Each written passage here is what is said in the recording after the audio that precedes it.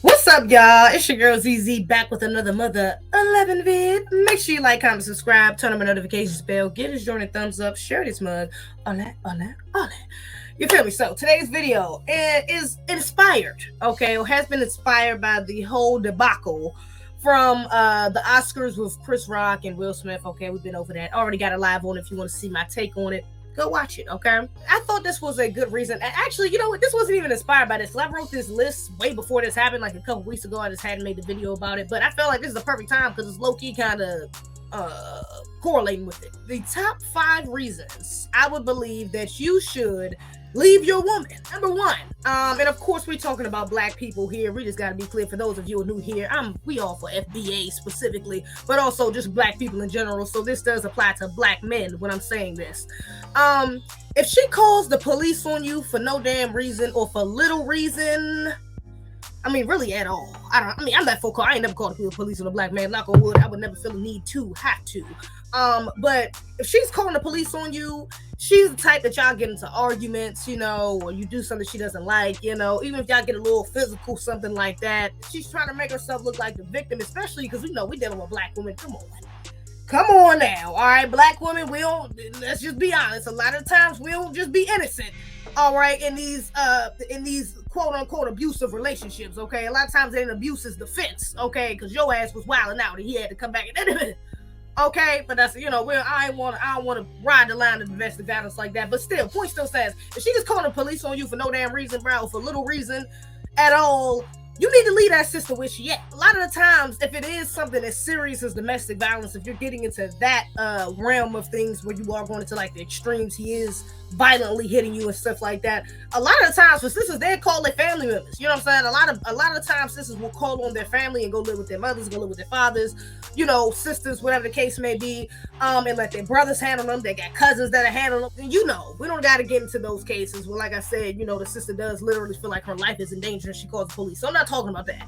But of course, like I said, sometimes I've known sisters, I've talked to brothers specifically, okay, when sisters has called the damn police on them for little to no reason. A lot of those times children are involved, which is even worse, okay, because then it becomes more of like a spiteful thing where they're just trying to call the police on you so you can get removed from the home, so they have more control over the children, or to create some sort of track record, that so they can pull up in court like, look, well, I called the police on him this many times and reported this and reported that, you know what I'm saying? And it just makes you look worse in family court. I don't believe in calling the police, man. I believe in separation. We need to police ourselves, okay?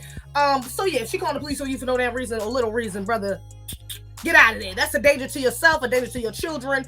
And I mean, you put your life at risk, just having these crackers come up in your house trying to dispute something that could have been disputed within the family. Okay, so unnecessary risk. She gotta go. Leave that sister alone. Number 2, this kind of correlates with number 1 because, like I said, instead of calling the police, a lot of sisters will get their family involved. But if she's just getting her family involved for every little spat that y'all have, she calling her mother. He said this to me. She calling her sister. I can't believe he did this. His cheating ass. She calling her brother. You need to come whoop this nigga ass because he didn't. I mean, if it's every damn week, she got another family member on the phone or a consistent family member. A lot of times it's the mother or the sister, like I mentioned before, who she's just rambling off and just telling all of y'all damn business to. I mean, come on. Leave that sister where the hell she at. She got to go. You got to go, brother. Because not only is that like off code, like there's just a family code you go by. You keep shit in the family. Everything does not need to be known by everybody. Every little dispute y'all have does not need to be known. One of the top reasons being your family is not going to forgive that man as quickly as you do. You might be on the phone acting like you about to leave him. I can't believe this. And then 5 minutes or another 2 days later, y'all right back good. And now your mother is sitting there like, well, girl, I thought you... and although she might sit up there and say, yeah, I forgive you, yeah, I might did it, girl, she still got that shit in the back of her mind. Your sister, she still got that shit in the back of her mind, and she ain't forgot, and she ain't really forgave him, okay, like you have. And especially when it comes to men, now you get into even more dangerous territory when you calling your brothers, your cousins, your father, because they ready to go to war. Men ain't gonna sit on the phone and just, go back and forth with you all, and just let you just ramble around. They gonna be like, we need to get to a solution. Would you want me to come over there and beat that nigga ass? You want me to come pop? You know what I'm saying? So now you putting them into a dangerous situation because they feel like they need to protect you against somebody who you don't even need protection from. What's up, y'all? I just wanted to add this on too. God, this is a terrible freeze frame. Whatever. But I wanted to add this on too because also telling everybody your business not only makes him look bad, but it makes you look bad too. It makes y'all look dumb as a unit, okay? You can get on the phone and say how inconsiderate, how dumb, how whatever this man is, but that is just a reflection of you. So although they might sit up on the phone and say, oh girl, he ain't this and that, they gonna get right up off that phone and turn right around and say, girl, you ain't gonna believe what you called and told me. I can't, look, girl, it couldn't be me. And so now you get to the family reunion and everybody looking at y'all like y'all funny style, and you wondering why everybody looking at y'all funny style, when it's because, girl, they looking at him like he the cheater and you the dumbass girl who to stay with this man for all these years he been cheating on you. So please, keep your business to yourself. It's just, that's the best route to go, all right? Number 2, she telling everybody I've been to see your family. She got to go, okay? She got to go. Moving on. 3, she's a leech, okay? And she doesn't support anything that you do. I'm all for stay-at-home moms. I'm all for the women who want to focus on their children, focus on their home, on their family, you know, instead of their career and things of that nature. But let's get this clear. A lot of these modern women, when we talk about modern women, a lot of these modern women want that lifestyle just so they can be lazy. Just because they feel like they don't gotta do as much. They don't understand that being a stay-at-home mom, not prioritizing your career, things of that nature, like things replace that. Okay, just because you ain't working don't mean you don't work. My bad. Last time, I just had to clarify this point because I kind of convolute this point with my next one because they go hand in hand. But I wanted to make this clear because what I mean by her being a leech and not supporting you is, one, the leech part is like, women, even if they do work and have a job and have an income, you know, whether that's the same amount as yours or greater than yours, a lot of women will still expect for a man to be like their, even if it's not their husband, to be like their number one source of income, or like for them to prioritize their money, put their money before their money, you know, before their own money.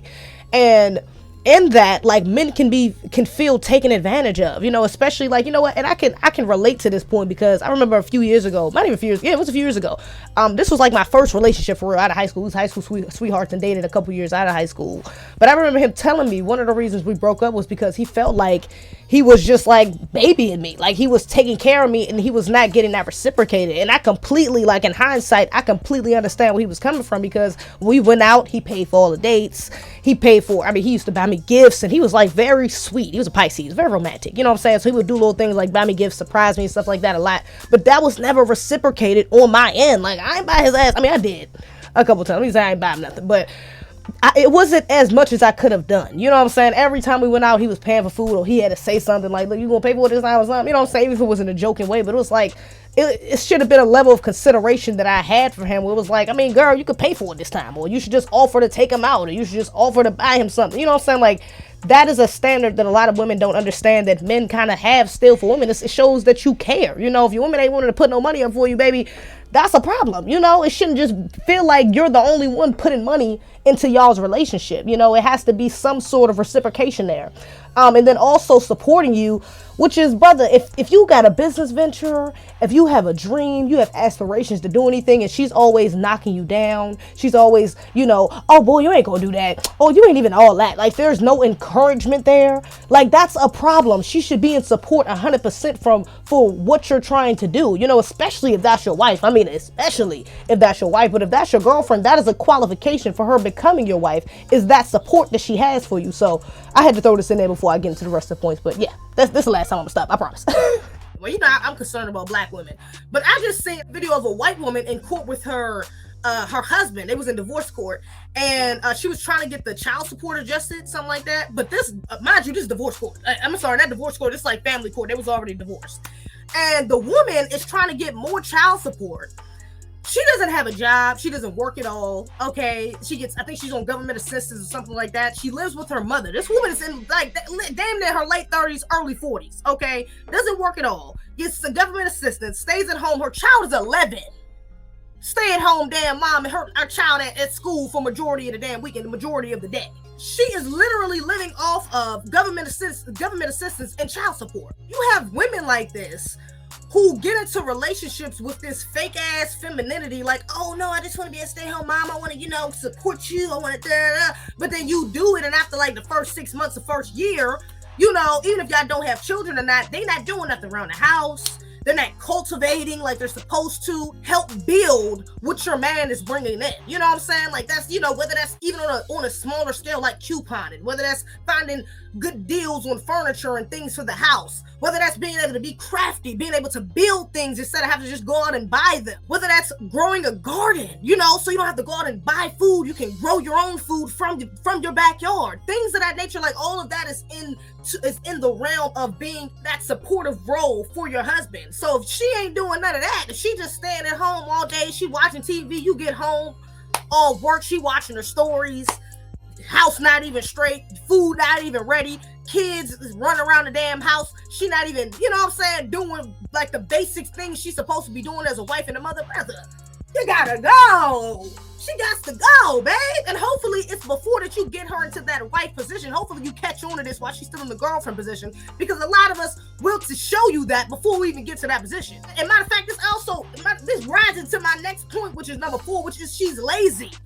Okay, because you do not want no lazy ass woman. And a lot of these modern women, I'm trying to tell you, they be lazy. They be ready to go work for white Zeze at that damn white corporation they trying to get their way up on. But when they come back to home and working for their man, I mean, the motivation just drops. And a lot of that stems from entitlement, of course, because we feel like it's, oh, Lord.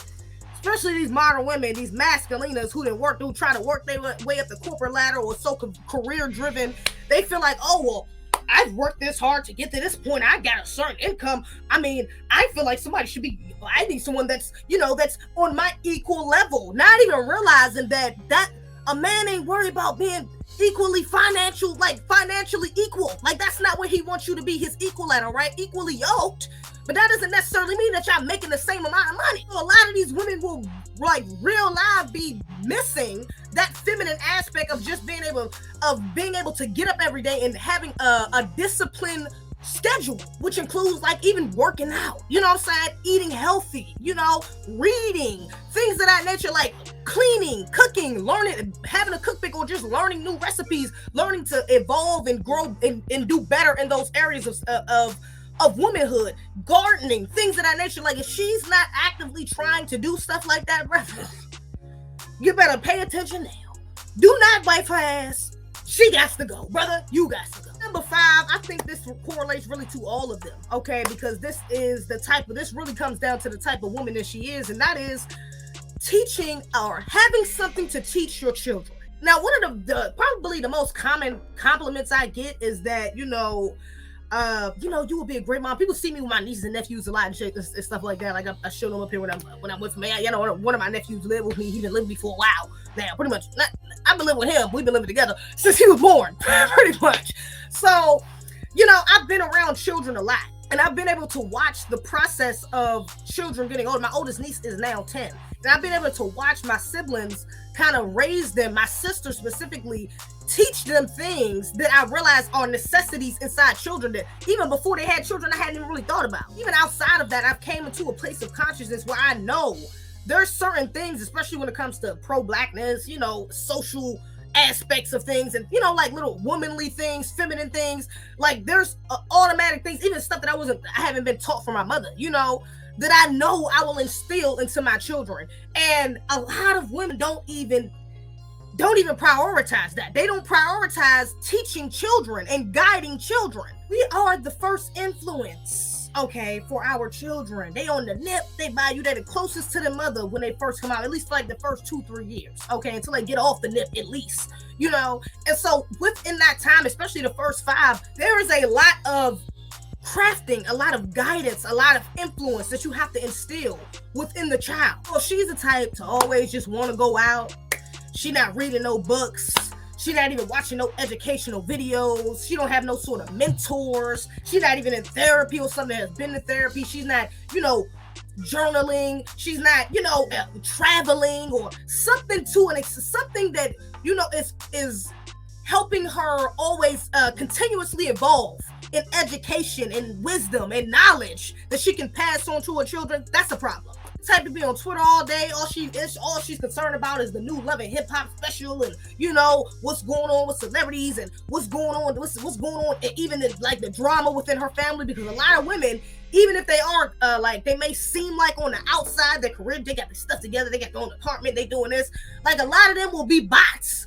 Like, what do they call it? Non-player characters. They be NPCs out this joint. They really don't have nothing up here. Nothing going on consciously, spiritually within them. Especially if they're not a part of some sort of church or mosque or, you know, some sort of religious or spiritual organization, you know, to help kind of guide them on their path. If they just out here, they working, they going to the club every weekend, the only thing they mind is is saving up for their next trip, or to save up for this BBL or whatever. Like, there's a lot of women out here. There's a lot of NPCs out here in general.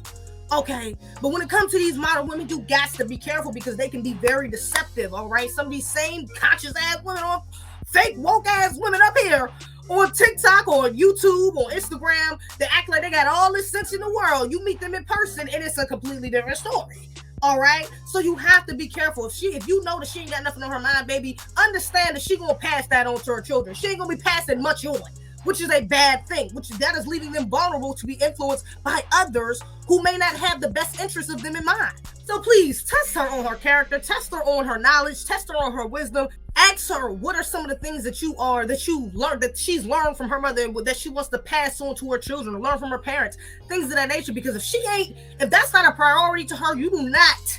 That is the last woman. That is not a woman you want to impregnate. Point blank, period. Yeah, brothers. Yeah, I think that's all I got. That's the top 5 reasons I can think of that you should be leaving your woman. All right. But other than that, baby, that's all I got. Brothers, y'all let me know what y'all thoughts in the comments below. What were your top 5 reasons be? Do you agree with my top 5 reasons? Sisters, you let me know what your thoughts are as well. Other than that, baby, that's all I got. All right, y'all. We do not play by our friends. You fuck with the team. Might find your West in the creek. We crossing our T's. We don't never miss a beat.